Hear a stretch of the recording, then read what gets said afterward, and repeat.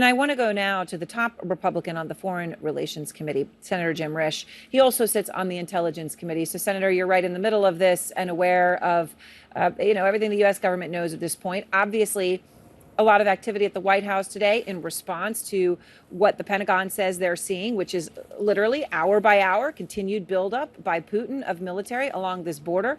There have been a lot of classified briefings.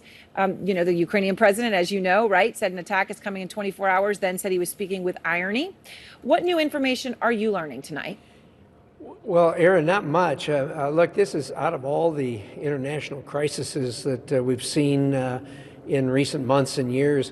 This is the one that's been out there most. I mean, there's really they're not. When we have briefings, the stuff winds up in the media very shortly thereafter, usually by the briefers themselves. So there isn't the kind of secret intelligence briefings we get. Look, you can get online right now and see photos of where the Russians are lined out, their equipment, what they're moving, where they're going. And so, look, even the false flag operation that was uncovered by intelligence was put out there in all its detail for everyone to see. So there's not a lot I can tell you that's new. It's all out there and it's all on the table. And you guys have been covering it and drilling down it. I'm glad to hear that, by the way, that you're in Lviv, certainly a safer place right now than in Kyiv. So you heard one of Ukraine's ministers tell me that his biggest fear is that Western allies will not help when Russia really attacks. That was their deepest fear. I know Defense Secretary Austin is heading to Poland tomorrow, where the U.S. already has nearly 5,000 troops stationed. The Pentagon has been clear, though, as you know, Senator, and they were clear again today, that those troops will not enter Ukraine. At any point, in any situation, do you think U.S. troops should help Ukraine on the ground? Well, that's pretty broad, but I think I'll answer it with a broad answer, and that is the U.S. troops are a part of NATO. NATO is a defensive organization. It is not an offensive organization. There's not going to be any attack by U.S. troops or NATO troops on any Russian troops. That would be a very bad engagement and not good for the world by any stretch.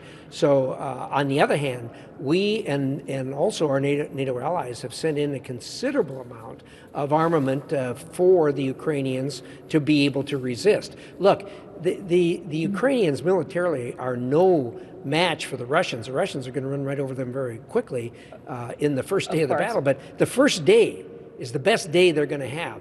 They then have to face the Ukrainian people in resistance movements, and it's going to turn into a very bloody situation.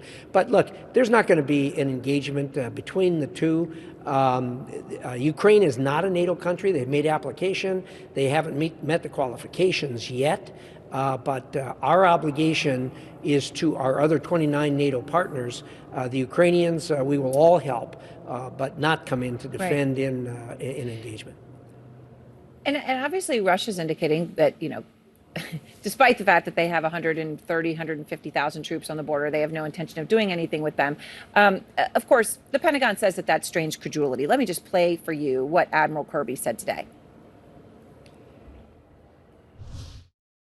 It's strange credulity to think that they would have this many troops arrayed along the border with Ukraine and in Belarus simply for winter exercises. Do you agree with that? Well, of course. I'm surprised you guys in the media are letting them get away with this. Usually if a politician does this, you start with the debunked theory, blah, blah, blah. Look, this is a debunked theory that they're not preparing for an invasion. Whether they'll invade or not, that's another question. But that they're not preparing for an engagement, that's a debunked theory. It's false. You don't move those kinds of troops and do the kinds of things you're doing without it being a preparation for engagement. It's what the Russians do. They lie. All right. Thank you very much. I appreciate your time, Senator.